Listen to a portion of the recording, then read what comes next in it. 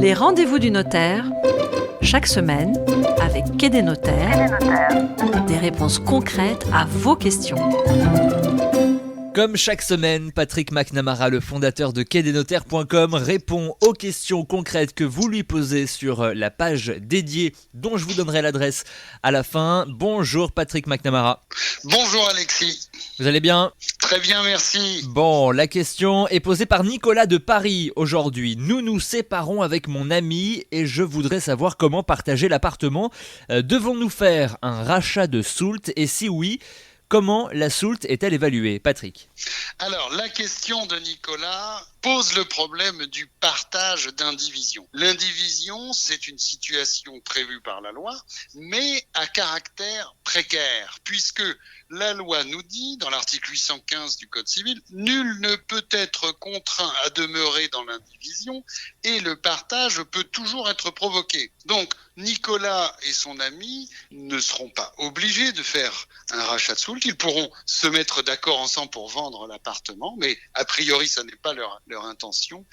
S'ils procèdent à un rachat de soult, en réalité, ils vont signer un partage d'indivision. Alors, comment évaluer cette soult dans le partage de l'indivision ? 3 étapes. Première étape, se mettre d'accord sur la valeur du bien. Elle doit correspondre nécessairement à la valeur vénale réelle, c'est-à-dire celle qui devrait être pratiquée si le bien était vendu sur un marché normal. Oui. Et deuxième étape, si un prêt a été pratiqué, a été souscrit au moment de l'achat, eh bien, ce prêt devra être soustrait de cette valeur vénale et sur la somme restante, c'est-à-dire sur l'actif net, eh bien, chaque personne, Nicolas et son ami, devront calculer la part qui leur revient en fonction de leur part de propriété dans ce bien. Alors justement, Patrick, vous parliez de prêt à l'instant.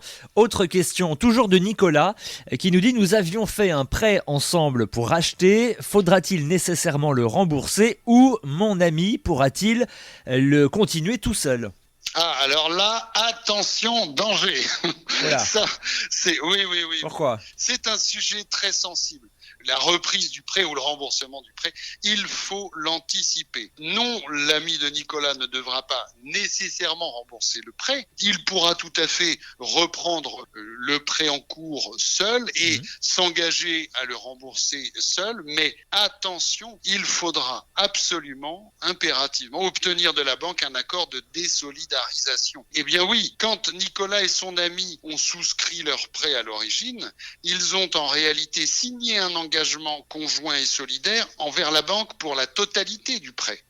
Donc, si la banque ne donne pas son accord pour désolidariser Nicolas et accepter que son ami reprenne le prêt et le rembourse seul jusqu'à la fin, eh bien Nicolas restera solidaire et il restera tenu. Donc, il pourrait avoir des déconvenues si le prêt n'était pas remboursé. Mon conseil, c'est de signer devant son notaire une convention d'indivision. Ça sécurisera chacune des parties et l'éventuel partage. Bon très bien Nicolas, j'espère que nous avons répondu à vos questions. Comme Nicolas, vous aussi, vous avez peut-être des questions à poser à Patrick McNamara, le fondateur de quai-des-notaires.com dans les rendez-vous du notaire.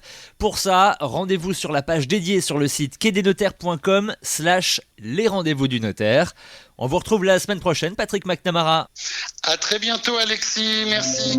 Les rendez-vous du notaire, chaque semaine, avec Quai des notaires, des réponses concrètes à vos questions.